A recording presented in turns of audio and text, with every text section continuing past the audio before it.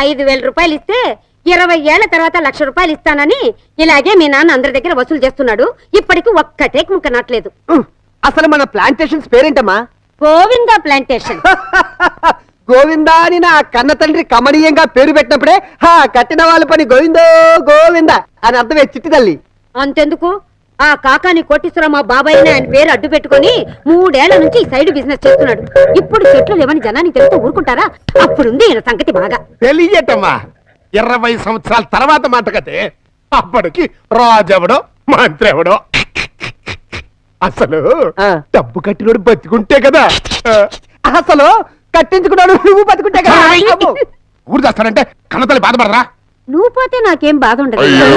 కాకపోతే ఈ బ్యాంగిల్స్ బొట్టు ఫ్లవర్స్ ఉండవని కొంచెం ఫీల్ అవుతాను అంతే.